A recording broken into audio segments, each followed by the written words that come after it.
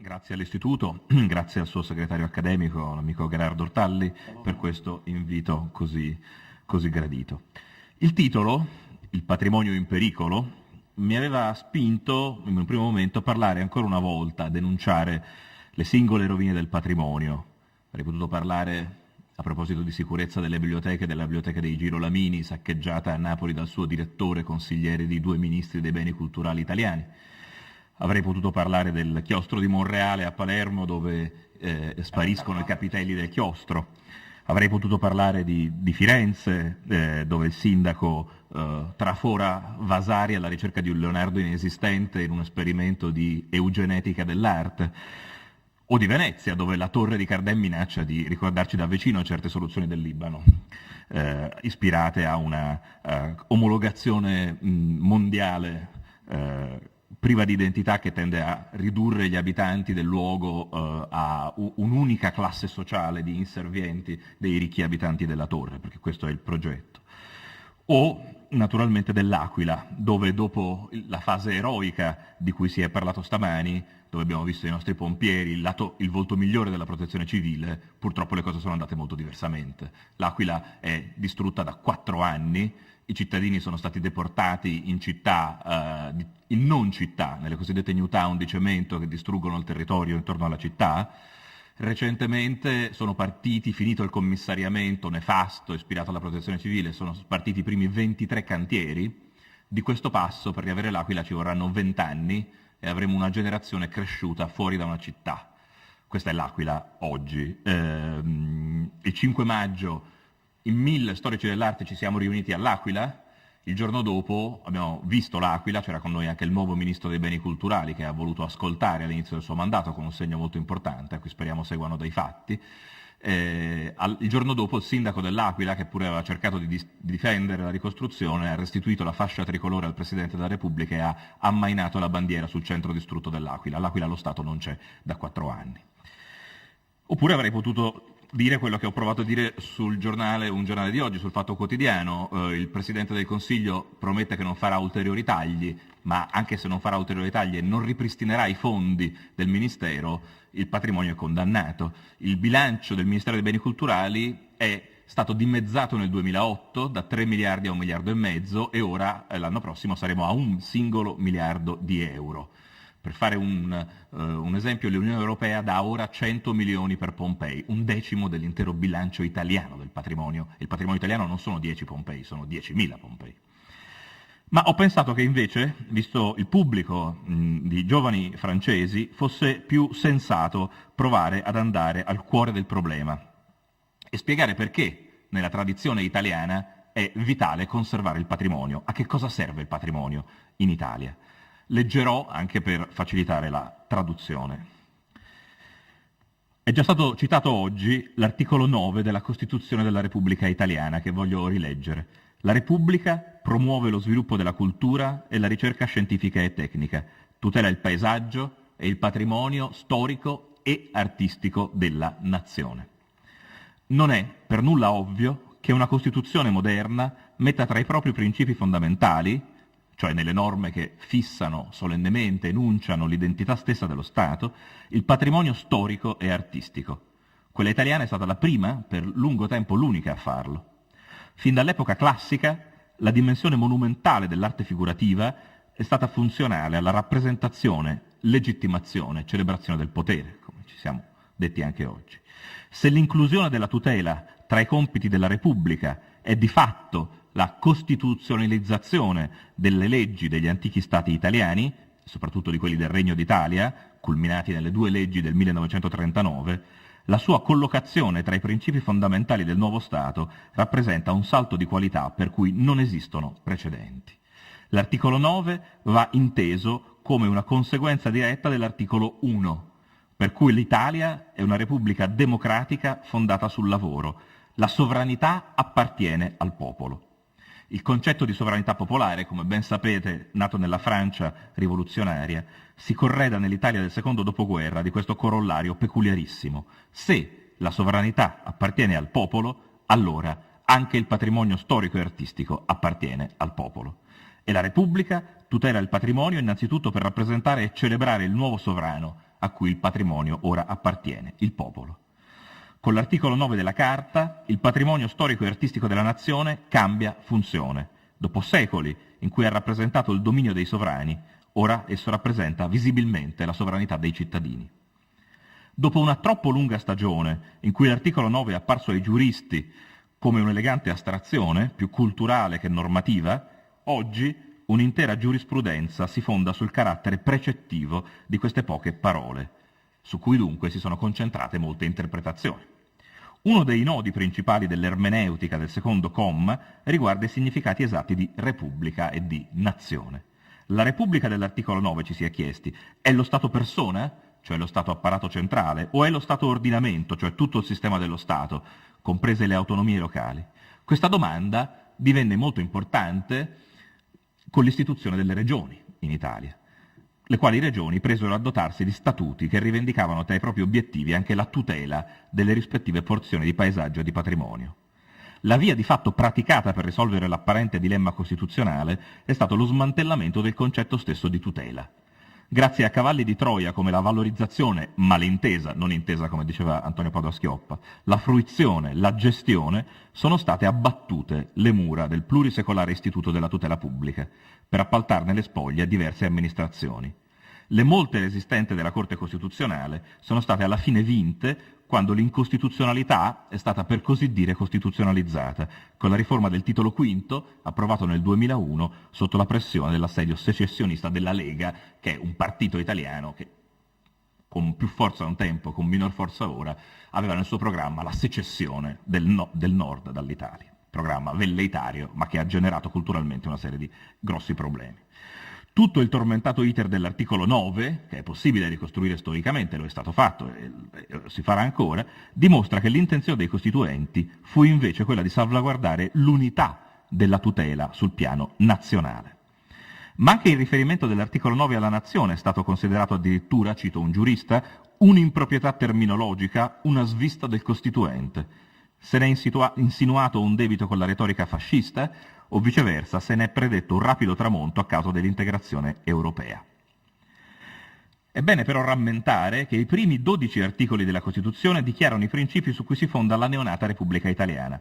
La Repubblica definisce se stessa innanzitutto nei confronti del proprio popolo, nuovo sovrano, quindi della propria futura articolazione interna e degli altri Stati, ma annuncia e fissa i propri rapporti anche verso ciò che la precede sul piano giuridico, i diritti umani, articolo 2, l'ordinamento internazionale, articolo 10, o su quello storico, la Chiesa Cattolica, articolo 7. L'articolo 9 appartiene a quest'ultima tipologia ed è quello in cui è affermata, caso unico e mirabile, un'esplicita e attiva consapevolezza della storia della nuova comunità che nasce con la Costituzione.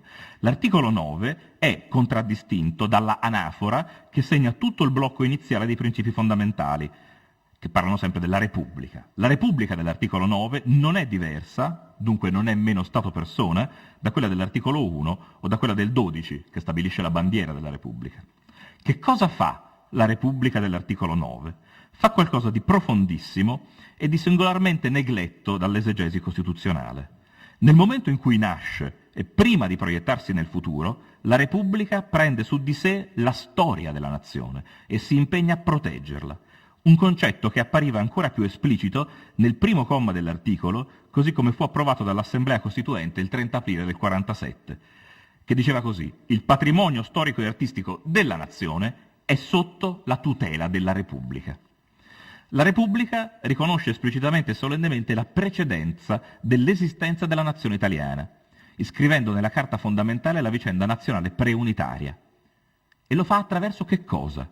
Non attraverso la lingua, che non è menzionata dalla Costituzione, non attraverso il sangue, non attraverso la fede religiosa, ma attraverso la storia, l'arte, la loro inestricabile fusione con l'ambiente naturale italiano. In altre parole, la Repubblica prende atto del ruolo fondativo che la tradizione culturale e il suo sistematico nesso col territorio hanno avuto nella definizione stessa della nazione italiana, agli occhi dei propri membri e agli occhi degli stranieri. Si parlava di Dante prima. Dante, quando nel Purgatorio parla della lingua, e dice che dopo Guido Cavalcanti e dopo Guido Guinizelli c'è lui stesso che consapevolmente fonda la lingua nazionale, negli stessi versi cita Giotto e Cimabue, negli stessi versi. Ci sono due lingue in Italia, c'è la prima lingua, quella delle parole, ma c'è anche un'altra lingua degli italiani, che è la lingua delle immagini, che ci fa nazione esattamente dallo stesso momento in cui la lingua delle parole ci fa nazione.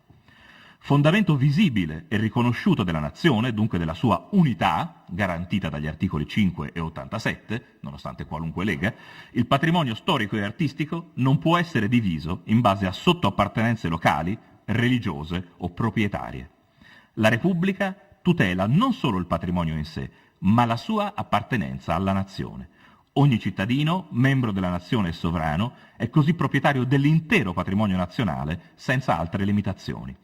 È per questo che un siciliano possiede il Palazzo Ducale di Venezia non meno di un veneto, un cittadino italiano di religione musulmana possiede Santa Maria Novella a Firenze non meno del frate domenicano che ci dice la messa. È ancora in forza di ciò che anche le opere e i monumenti in proprietà privata fanno in egual modo parte del patrimonio della nazione. Si deve poi sottolineare il profondo valore morale dell'elevazione costituzionale della tutela. Nel senso di vigilanza e impegno civile, un senso lato ma importante, essa spetta alla Repubblica, e cioè a ogni cittadino, alle istituzioni come la scuola o l'università, alle amministrazioni pubbliche di ogni grado, un sindaco non meno di un soprintendente, il che è negato dalla cronaca quotidiana, il ministro del tesoro non meno del ministro dei beni culturali, perché il patrimonio non è un problema del sempre in minoranza e sempre irrilevante ministro dei beni culturali. Tutti sono obbligati dalla Costituzione a tutelare per il fatto stesso di essere cittadini e organi della Repubblica. Infine, la dimensione profondamente storica dell'articolo 9, l'unico tra i principi fondamentali che prende atto e trae le conseguenze del fatto che la Repubblica nasce in un dato tempo storico, confrontandosi con il passato, comporta inevitabilmente una proiezione nel futuro. In esso, la Repubblica accetta solennemente il testimone che le viene offerto dalla storia della nazione e lo pone sotto la propria protezione. Ma facendo ciò, implicitamente, riconosce che l'esistenza della nazione italiana e dei suoi fondamenti trascendono l'esistenza della Repubblica. La tutela del patrimonio tramanda l'identità culturale della nazione perfino in un possibile futuro in cui la Repubblica ceda parti consistenti della propria sovranità, per esempio a un'ipotetica unione politica dell'Europa, troppo ipotetica, purtroppo. Nell'articolo 9 è visibile quasi ad occhio nudo il patto che lega le generazioni, quelle passate, ma anche quelle future. La tutela della Repubblica è una custodia, cioè a ricordarcelo è dovuto venire il Papa argentino, che ha parlato di custodia del creato, quando in questo paese si parla di essere padroni incondizionatamente in casa propria, con un motto osceno che dura da molti anni. Una custodia che promette al patrimonio storico e artistico della nazione una vita futura, eventualmente anche oltre la vita della Repubblica. Ed è forse questo uno dei grandi contributi che solo l'Italia, o soprattutto l'Italia, potrebbe dare all'Europa, perché nessun altro dei paesi europei ha forse iscritto tutto questo così profondamente nel suo DNA storico. Una prospettiva come questa può forse parlare a tutti gli italiani, specialmente ai più giovani, che a ragione non amano la retorica delle radici e diffidano dei proclami identitari che mirano a dividerci dalle altre nazioni. La missione speciale dell'Italia, è un'espressione di Mazzini questa, la missione speciale dell'Italia, potrebbe essere proprio quella di portare nel progetto di Europa il nostro legame con l'arte e la sua conservazione. Nel 1834 Giuseppe Mazzini scrisse che ritemprare la nazionalità vuol dire metterla in armonia con l'umanità. In altri termini, redimere i popoli con la coscienza di una missione speciale affidata a ciascuno di essi, e il cui compimento, necessario allo sviluppo della grande missione umanitaria, deve costituire la loro individualità e acquistare ad essi un diritto di cittadinanza nella giovine Europa che il secolo fonderà. E la missione speciale dell'Italia è portare in Europa la funzione civile, non turistica in prima battuta, la funzione civile dell'arte figurativa e della sua storia. La Repubblica tutela. La scelta lessicale, su cui in Costituente ci fu una grande discussione, appare particolarmente felice. Si propose di dire la Repubblica protegge, ma il concetto di protezione ha in sé qualcosa di inevitabilmente episodico e puntuale, anche nei suoi usi istituzionali, si pensi alla protezione civile. La tutela non è emergenziale, è sistematica, è preventiva, o almeno dovrebbe esserlo. Ha l'obiettivo di rendere sicuro il patrimonio e di consegnarlo inalterato alle generazioni future. Una lettura superficiale ha indotto alcuni ad assimilare la tutela, vista quasi come una bestia nera da abbattere, la tutela dell'articolo 9, alle prescrizioni negative, non fare questo, delle leggi degli antichi stati italiani. Questa idea rozza di una presunta staticità della tutela ha spinto ad inventare e ad affiancare alla tutela la, per me, assai dubbia categoria della valorizzazione. So che dirò delle cose minoritarie in questo momento.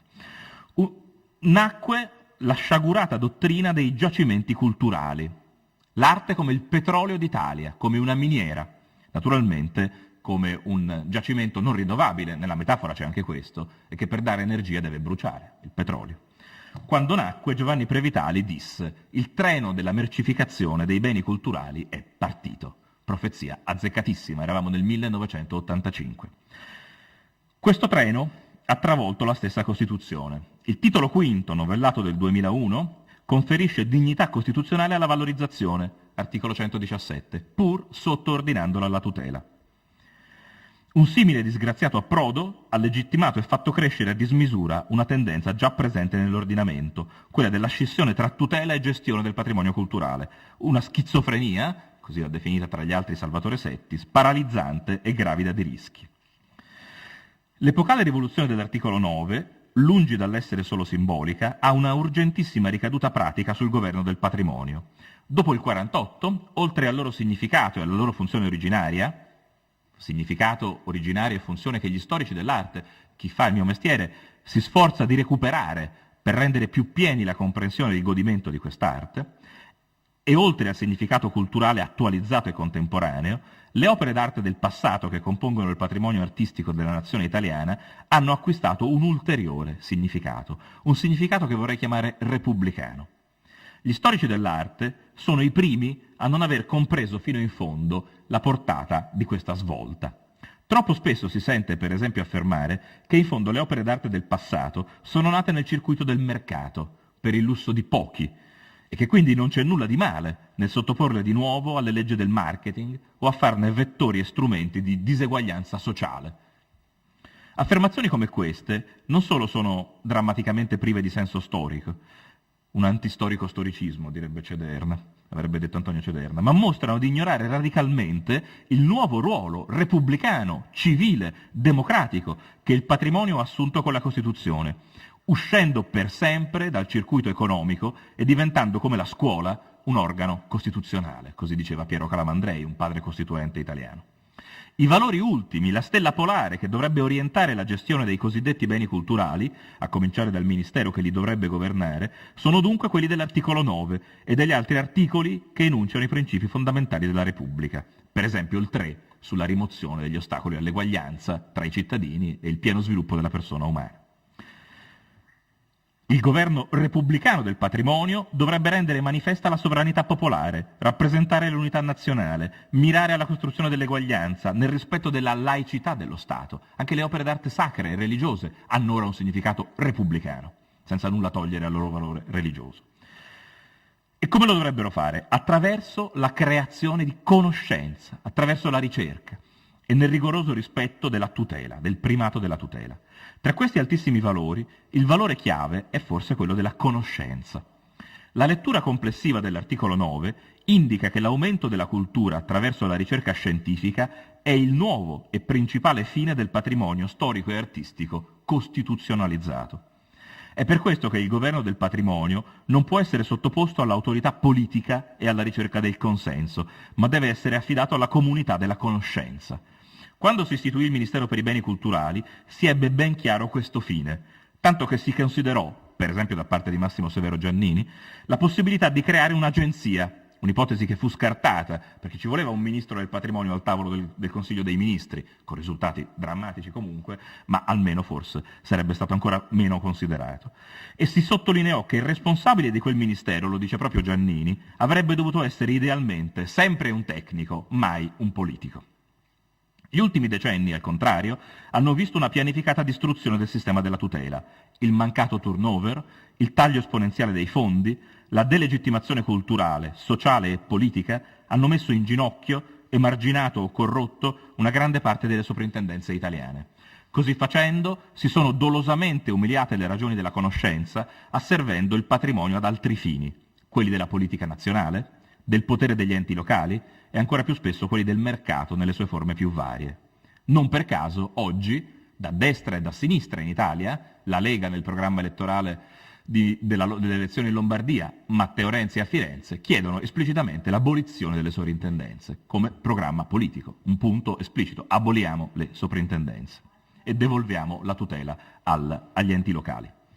Se la nascita del Ministero per i Beni Culturali 74 ha comportato la simbolica sottrazione del patrimonio alla sua altissima missione educativa, che era invece esplicita nell'unione con la scuola in seno al Ministero della Pubblica Istruzione, c'è una fase nella storia del Ministero che coincide col passaggio di Alberto Ronchey, per altri versi un buon ministro, che ha inaugurato eravamo fra il 92 e il 94, che ha inaugurato una fase che a me appare programmaticamente anticostituzionale della politica del patrimonio.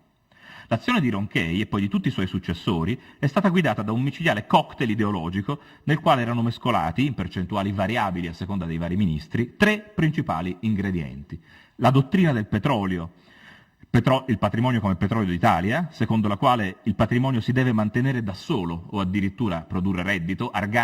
Giulio Carlo Argan, un grande storico dell'arte, ironizzava dicendo sì, ormai per i nostri politici il patrimonio maggiorenne deve lavorare per mantenersi. La religione del privato, con l'annesso rito della privatizzazione, e specie dopo il ministero di Walter Veltroni, lo slittamento televisivo, per cui il patrimonio non ha più una funzione conoscitiva, educativa, civile, ma si trasforma in un grande Luna Park per il divertimento e il tempo libero. Nella polemica giornalistica italiana, chi prova a resistere alla privatizzazione del patrimonio viene bollato come un talebano ideologico. Ma è vero esattamente il contrario, anche perché i talebani di solito distruggono il patrimonio, non lo conservano. È stato un cieco furore ideologico quello che ha scardinato il sistema di valori che la Costituzione aveva creato intorno al patrimonio. La resistenza all'ingresso dei privati nel governo del patrimonio è legata a quest'unica domanda. È possibile che il patrimonio possa servire contemporaneamente a produrre reddito privato e conoscenza pubblica, cultura, cittadinanza? L'esperienza concreta degli ultimi 20 anni in Italia dice che non si può servire a due padroni. Di fatto, la cessione a società private con fini di lucro di una parte cospicua della gestione del patrimonio museale italiano, ivi compresa la didattica e le attività culturali, ha segnato una cesura decisiva, quanto molto poco avvertita, nella storia del patrimonio italiano, in un senso radicalmente anticostituzionale. Non io, storico dell'arte, ma Stefano Baia Curioni, che è un economista della Bocconi, ha scritto che l'appalto, per esempio, delle funzioni didattiche e di ricerca dei musei italiani alle società di servizi con scopo di lucro rappresenta l'abdicazione dello Stato a uno dei suoi doveri fondamentali. Siamo al punto che l'opera del Duomo di Siena, l'opera della Metropolitana che conserva il Duomo di Siena da 850 anni e che è una onlus, ha fatto una cessione di ramo d'azienda, cedendo 12 dipendenti e una serie di attività, compresa la cultura, la didattica, l'insegnamento, a Civita, che è una società con fini di lucro. Italia Nostra Siena ha fatto un esposto al prefetto, vedremo come andrà a finire. Uno dei primi risultati è che un Tiziano dei Musei Capitolini di Roma e un Caravaggio dei Musei Capitolini di Roma vengono esposti nella cripta cosiddetta, nel sotterraneo medievale del Duomo di Siena, per un confronto culturale. Ma che rapporto c'è fra Caravaggio e gli affreschi di Gano da Siena e compagni? Siamo all'inizio del 200.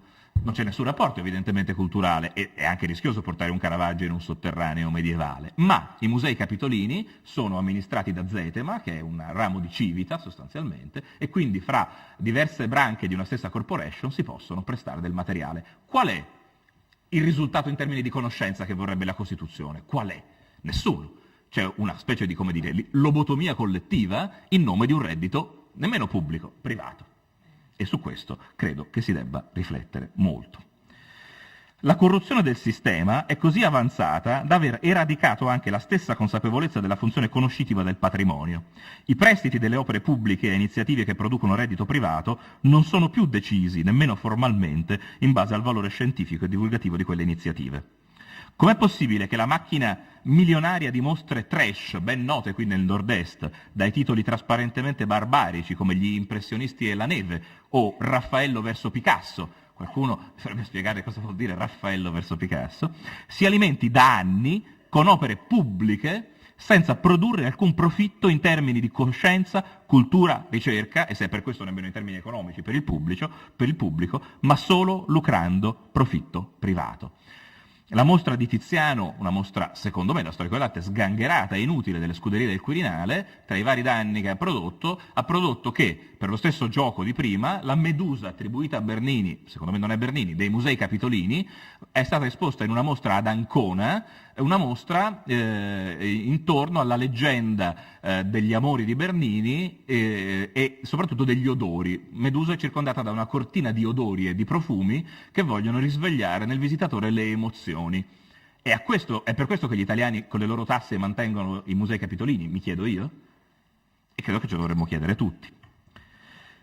Facciamo solo un esempio. Questa sorta di anticostituzione del governo del patrimonio calpesta anche le norme del Codice dei beni culturali. Facciamo un esempio. L'articolo 66 del Codice regola l'uscita temporanea delle opere d'arte dei musei italiani per manifestazioni culturali.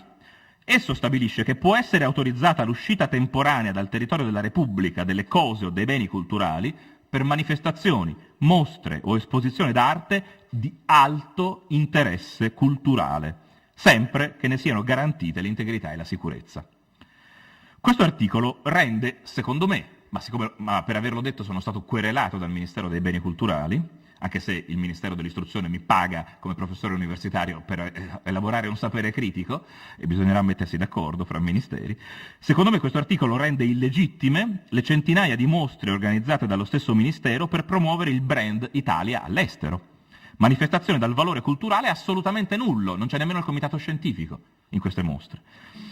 Inoltre, il comma 2 dello stesso articolo stabilisce che non possono comunque uscire i beni che costituiscono il fondo principale di una determinata e organica sezione di un museo, pinacoteca, galleria, archivio o biblioteca, o di una collezione artistica o bibliografica. Si potrebbero citare infiniti esempi di violazioni clamorose di questa disposizione di legge da parte del Ministero dei Beni Culturali. Basti pensare alla velata di Raffaello, che è così intrinsecamente parte del fondo principale della Galleria Palatina di Palazzo Pitti a Firenze da essere stampata sul biglietto, quindi più parte integrante di così, non saprei cosa si deve fare, che per 1 anno e mezzo ha girato per tutti i musei d'America in un camion. Il tour dell'icona velata. E così tante altre opere. I prestiti selvaggi per mostre che si risolvono in una carrettata bassamente propagandistica, una scelta affrettata e fortuita, è una frase di Antonio Cederna del 1956, straordinariamente attuale, violano, secondo me, profondamente l'articolo 9, anche perché mettono non di rado a rischio la tutela delle opere prestate. E questo è un punto cruciale. Caduta la diga fondamentale del criterio di conoscenza, quello che il codice chiama l'alto interesse culturale, non c'è conservazione che tenga, se il ministro, l'ambasciatore o l'imprenditore di turno desiderano promuoversi in Russia, Cina o America a spese del patrimonio artistico della nazione italiana. E pazienza se in tutto questo movimento i quadri si sfondano, perdono il colore, vengono sequestrati a causa di provenienze sospette. Recentemente un quadro di Brera è stato sequestrato dal governo americano perché era stato prestato a una mostra di nessun interesse culturale. E tra l'altro, come dire, si potrebbe approfondire questo caso. Che senso ha mandare un affresco staccato di Botticelli di 5 metri a Pechino per una mostra che promuove il brand Italia a piazza Tiananmen? Ha un senso? E soprattutto rispetta la legge e la Costituzione? E dunque, se un sindaco decide di traforare uno dei cicli di affreschi più importanti del Cinquecento europeo nella vana speranza di trovare il Leonardo, chi può tenergli testa? L'ultimo ministro dei beni culturali ha teorizzato questa dottrina. Cito Lorenzo Ornaghi: bisogna lanciare operazioni di questo genere, come la mostra a Pechino, anche correndo qualche rischio. Si riferiva all'integrità materiale delle opere, anche correndo qualche rischio, altrimenti si penalizza la diffusione della cultura italiana oltre i confini nazionali. Allora io mi chiedo, questo sta nella Costituzione o non sta nella Costituzione? Altri casi. Nel 2012 il governo di Mario Monti ha per esempio provato a trasformare la Pinacoteca di Brera in una fondazione aperta agli enti locali e ai privati. I fini di questa fondazione, secondo il decreto, sono la valorizzazione e la diminuzione dei costi di gestione. Ma un museo come Brera è soprattutto un istituto di ricerca, che riesce a comunicare il suo patrimonio ai cittadini solo in quanto è in grado di produrre e innovare continuamente la conoscenza delle opere che conserva. In Italia c'è un precedente, il Museo Egizio di Torino, che da quando è diventata una fondazione di diritto privato, si può discutere se abbia fatto, bene o male nell'amministrazione del museo, è un dato di fatto che non ha più pubblicato un solo volume di ricerca, è uscito dai radar dell'egittologia mondiale. E mi chiedo, se un museo cessa di essere un ente di ricerca, siamo ancora dentro la Costituzione o no? E poi c'è un altro problema. Quando gli enti locali lombardi nomineranno il consiglio d'amministrazione di Brera, e ci troveremo un politico rottamato a capo di Brera, come è successo al Maxi di Roma, per esempio, non sarà spezzato il fascio di significati per cui Brera appartiene appunto a un pugliese come a un milanese? E quando Capodimonte e gli Uffizi faranno lo stesso? Il vice sindaco di Matteo Renzi ha presentato una proposta di legge per fare degli Uffizi una fondazione il cui consiglio di amministrazione venga nominato dagli enti locali di Firenze e della Toscana. Non spezzeremo l'unità nazionale che su cui l'articolo 9 insiste, è una delle poche volte che la parola nazione sta nella Costituzione.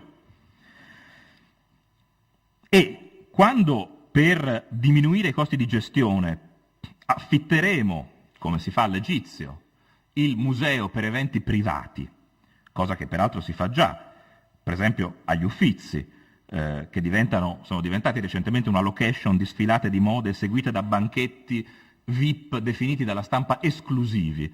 Non prenderemo un luogo che la Costituzione vuole per eccellenza inclusivo e lo trasformeremo nella prosecuzione delle scarpe e delle cinture di via Tornabuoni nei negozi dello shopping internazionale. E se faremo così, non pervertiremo il patrimonio nella sua funzione costituzionale.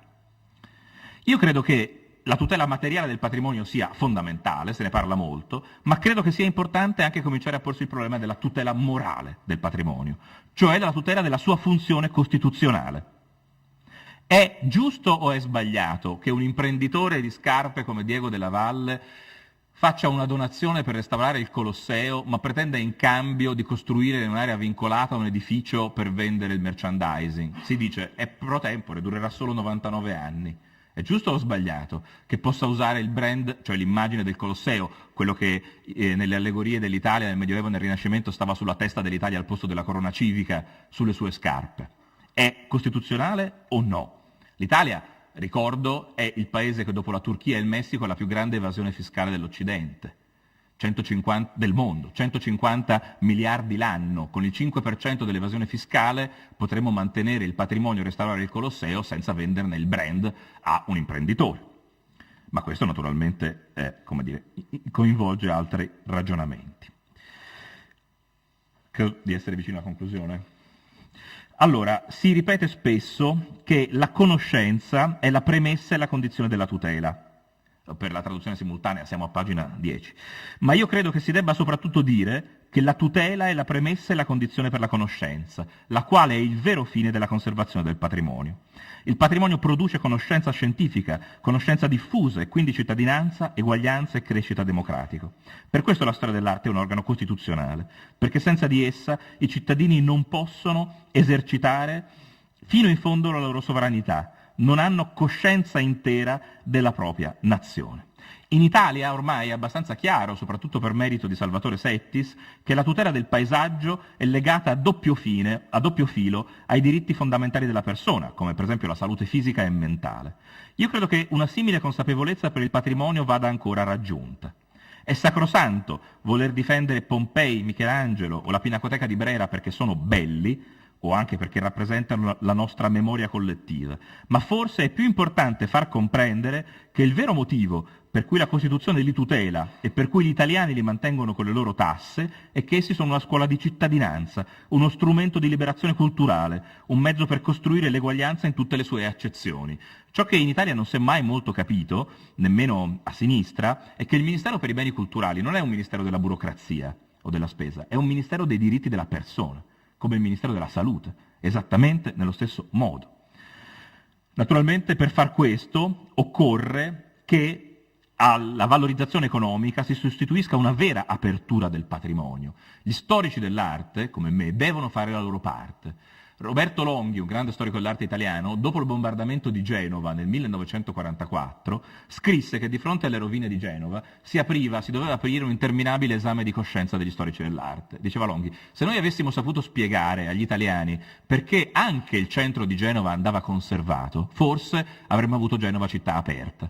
Invece, diceva Longhi, ci siamo parlati addosso, siamo stati autoreferenziali. Longhi diceva, avrei dovuto scrivere la storia dell'arte a 100.000 copie per l'editore Salani e invece ho preferito cesellare ogni frase dei miei articoli rivolti a 10 persone.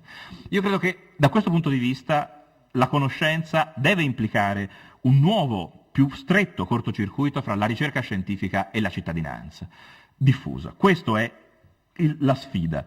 Serve una nuova alfabetizzazione figurativa degli italiani. Ci dobbiamo chiedere come storici dell'arte se abbiamo provato a essere davvero popolari. Io non lo credo. E credo che gli sforzi vadano concentrati soprattutto sui più piccoli. Longhi in quello stesso testo diceva gli italiani devono imparare la storia dell'arte come una lingua viva se vogliono avere coscienza intera, e poi non diceva del loro patrimonio, diceva della loro nazione. Quando il Fatto Quotidiano, che è questo giornale un po' estremista, mi ha chiesto di tenere una rubrica, si aspettavano una rubrica di denuncia sul patrimonio, io ho chiesto una rubrica che si chiama Lasciate che i bambini, in cui cerco ogni settimana di parlare di un'opera d'arte ai bambini dell'età dei miei figli, sotto i 10 anni. Credo che questo sia il modo in cui si attua l'articolo 9 della Costituzione, cercando di progettare una generazione che non sia analfabeta del patrimonio, come è la generazione non solo politica, ma anche la classe dirigente italiana che ci governa. E questo analfabetismo figurativo del patrimonio il problema. Nel 1948 la Costituzione italiana ha spaccato in due la storia dell'arte italiana, assegnando al patrimonio storico e artistico della nazione una missione nuova al servizio del nuovo sovrano, il popolo. Raffaello, all'inizio del Cinquecento, nella sua lettera a Leone X, dice al Papa, con molta forza, una forza che gli intellettuali italiani oggi non hanno, che non doveva essere tra gli ultimi pensieri di sua santità, di vostra santità, curare quello che resta della madre della magnificenza e della fama italiana. Era Roma antica, e Raffaello dice italiana, non dice romana. La Costituzione risponde al grido di Raffaello 5 secoli dopo e dice che sì, il potere pubblico deve pensare, la Repubblica deve tutelare il patrimonio. La storia dell'arte, come ben sapete, è in grande parte la storia dell'autorappresentazione delle classi dominanti e per un lungo tratto i suoi monumenti sono stati costruiti con denaro sottratto all'interesse comune. Ma la Costituzione ha redento questa storia, le ha dato un senso di lettura radicalmente nuovo. Il patrimonio artistico è diventato un luogo dei diritti della persona, una leva di costruzione dell'eguaglianza, un mezzo per includere coloro che erano sempre stati sottomessi ed espropriati. Piero Calamandrei diceva che nella Costituzione c'è una rivoluzione promessa. Vale anche per l'articolo 9, sta a noi mantenere quella promessa. Grazie.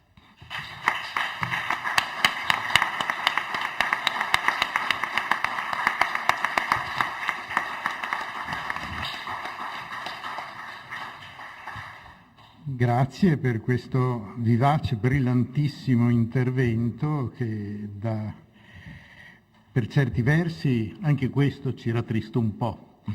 Non è il Libano, non è l'Iraq, ma talvolta qualcuno pensa che non ci siamo poi proprio in fondo lontanissimi. Ma soprattutto rimane anche questa realtà di un paese dai molti problemi, dai ritornanti problemi, ma che a momenti straordinariamente elevati, come quelli del dibattito sulla nostra Costituzione e prima ancora della elaborazione del concetto di patrimonio culturale e di salvaguardia del patrimonio culturale. Credo che sia quasi inevitabile che a questo punto